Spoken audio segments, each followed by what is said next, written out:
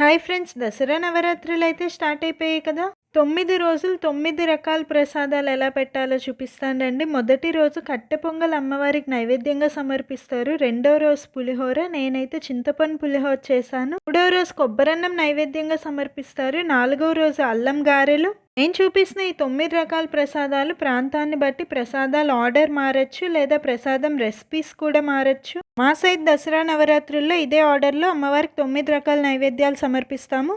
5వ రోజు దద్దోజనం, 6వ రోజు రవ్వ కేసరి, 7వ రోజు కదంబం, 8వ రోజు పరమాన్నం, ఫైనల్గా 9వ రోజు సేమియా పాయసం అమ్మవారికి నైవేద్యంగా సమర్పిస్తాము. కొంతమంది 10వ రోజు నువ్వులన్నం నైవేద్యంగా చేస్తారు, లేదా మరికొంతమంది ఈ 9 రకాల్లో ఎన్ని వీలైతే అన్ని విజయదశమి రోజు అమ్మవారికి నైవేద్యంగా చేసి పెడతారు. ఈ 9 ప్రసాదాలు బిగినర్స్ కూడా ఈజీగా ఎలా చేయాలి లెంతీ వీడియోలో క్లియర్గా ఎక్స్ప్లెయిన్ చేశాను. ఇదే షార్ట్లో టైటిల్ కింద లింక్ ఇస్తాను, ఇంకా ఎవరైనా చూడకపోతే చూడండి. వీడియో నచ్చితే ప్లీజ్ ఒక లైక్ చేసి సబ్స్క్రైబ్ చేయండి.